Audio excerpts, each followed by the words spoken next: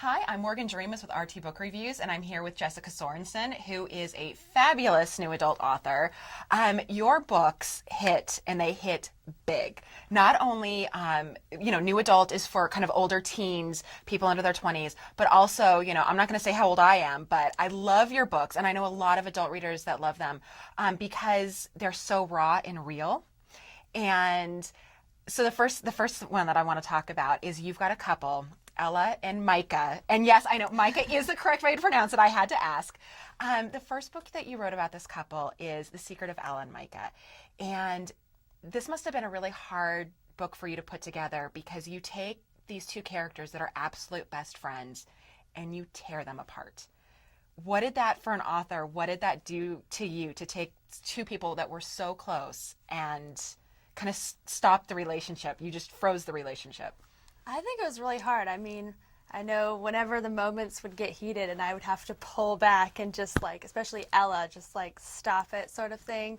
And I don't know, it was emotionally hard, but I like, in a sense, to do that. So you like messing with your readers. I do. It sounds really messed up, but I do. It's fun to kind of break them down and then build them back up. In order for me to make their relationship more powerful, at the very end, I felt like, you had to be completely broken, and then I put it back together sort of thing. So, well, we see a lot. When the book, when it starts, we know what has happened. They grew up, they were next door neighbors, they were always best friends, did everything together, even breaking the rules and stuff, because they grew up in a not so great area. But they did absolutely everything together. And then Ella decides to leave, and she goes off to college and doesn't tell a single person where she's going. So this leaves Micah just adrift. He just does not even know what to do with himself. Well, she's coming back, and she shows back up after 8 months of being gone. What is the first thing that goes through his head? Holy shit. I'm like, am I even allowed to say that? Of course. Pretty much, just, oh my word, she's here sort of thing. Mm-hmm. And shock. He was a little pissed. Well, and I think that he had the right to be, because she really pulled the rug out from under him. She did, yeah, and she didn't tell him why, and I think that was the biggest thing. She just left and didn't give an explanation, so broke his heart pretty much. Now, when she comes back, she's not necessarily the same person that left, or at least she's not acting like the same person. Because before she left, she was a very, outgoing character. Nobody could, talk bad. She would stand up for herself. She was a fighter. She was, and everything. And she comes back, and she's kind of donned this very kind of meek, submissive, devoid of emotion. And that's really different for him to see her, because he's like, this isn't my Ella. What happened to you? And why is it that she puts the shell around herself? I think when I was creating her character, it was more of if she didn't show what her true self on the outside, then she didn't have to feel it on the inside, because she was so afraid of who she was because of everything that had happened with her mother. She blamed herself and all the choices that she made, and I think she was just really afraid of herself. So she figured if she changed it on the outside, then what in the inside, she wouldn't have to be the same girl that she was afraid of. But it doesn't work. No, it doesn't work. she ends up becoming herself again. Which is good. Yes.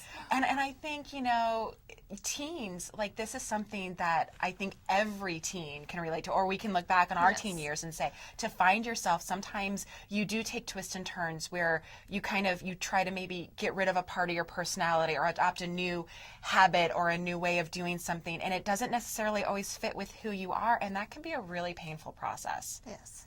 Yeah. Thinking back on your teen years, was there maybe some of that? Did you draw it from any experiences that you went through to give to Ella? Well, yeah. I mean, I think there was a lot. I was trying to figure out who I was. There was a lot of that. So I went through a lot of different phases until I finally became my own person. But I think a lot of people do that. You kind of hide who you are because you don't know. Or you want to get in with the crowd or something, you want to get in with doesn't. The crowd, and it always ends up that you become who you are, anyways. Now, this couple doesn't just have one book; they have two, because you have The Forever of Ella and Micah. Yes. And I have to ask you, what made you decide to really continue their story? Did you know going into it that this was going to be a two-parter? You had just that much that you wanted to tell about them, or did that develop over the course of writing them? I'm not a pre-planner, so it was more of I ended it and I was like, it was a nice ending, but I didn't want to leave it with them apart. I wanted to eventually bring them back together. So that was what actually made me decide that I wanted to give them a finality, I guess, where they weren't like apart, because they'd just been apart and then they got, so that was the whole thing behind that. Well, I know your fans are, and myself included, very excited when we got that extra. You get to see kind of where their paths lead them and bring them back together, and there's a lot of heart there. There's a lot of heartache, but there's also just a lot of heart and emotion, and that comes through so much in your stories. Do you get really emotional when you're writing it? Yes, I can turn into a ball baby sometimes. I know it's true. Like I'll cry and then I'll have to walk away. Like I have like moments where I'm like shaking. I'm like, all right, I gotta take a breather. But I think it makes them more powerful because I'm feeling everything. So. Now, a second couple that I definitely want to talk about is Callie and Kayden. Now, we have their story that's out, and that's the coincidence of Callie and Kayden. And the reason you named it coincidence is because they kind of meet accidentally. Yep. They went to the same high school, never knew each other though. They never really interacted. But then they get to college, and all of a sudden, do you want to tell your readers what happened, how they get together that first time? When he runs her over playing football. Smash. Yep, he actually runs over her. And that's how they meet up again. And when they do, and you think about coincidences, was this something that was like, are you one of those people that believes in like meant to be, since they missed each other in high school, they were supposed to get together later on in life? I don't know. I sometimes I guess with them, but not always. I felt like the whole story was just a coincidence, but it was a great coincidence. That's how I always looked at it. It was, she saved him in the beginning, and it just after that they were destined for something great. When you have these two, both of your couples that you've written about, they're very different. Did you do that on purpose when Mike and Alla, when you kind of finished off with them, did you make the decision, okay, I want to write with Callie and Kayden, I want to go in a very different direction? Mm-hmm. And so how did you go about, you were in these other characters' heads for so long writing their story, how did you like kind of cut them, like their voices out and start hearing Callie and Kayden? I honestly don't know. I really, I sit down and I have an idea, and I try to think and feel as if that particular character, like all their background is usually what brings out their voice. Like all the stuff Callie had been through, I figured she would be more weak and, or quiet anyways, not really weak, just more reserved. And then Kayden, obviously, he's cocky, but he's really not, like sort of thing. But I don't know, it just comes out. It really does. I don't plan it. It's just, I sit down and stuff happens, and I'm glad that they don't sound the same, because I do worry that the voices will cross over sometimes.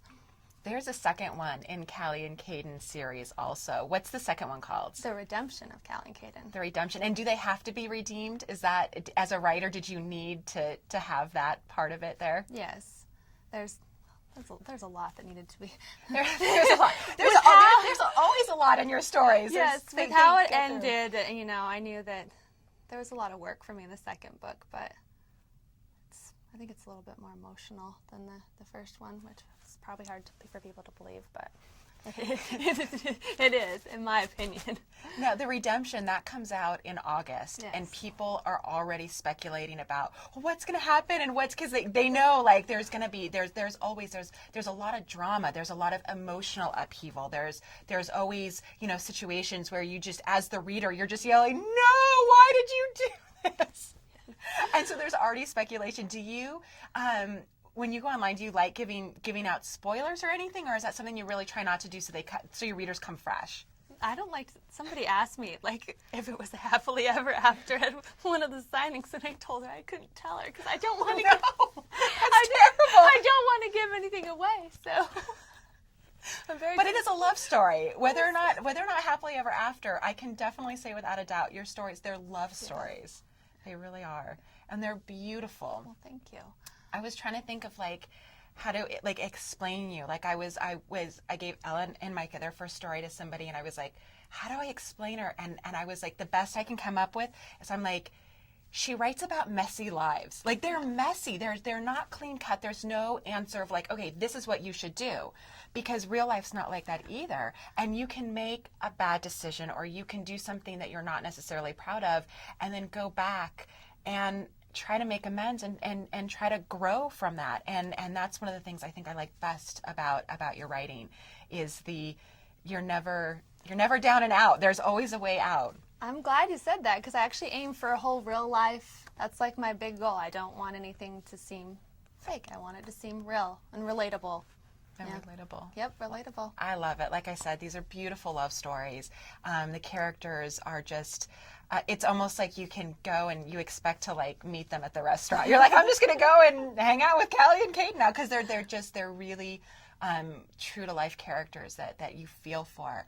And I want to thank you for coming here today, and also for continuing to write these awesome characters and books. Well, thank you for having me.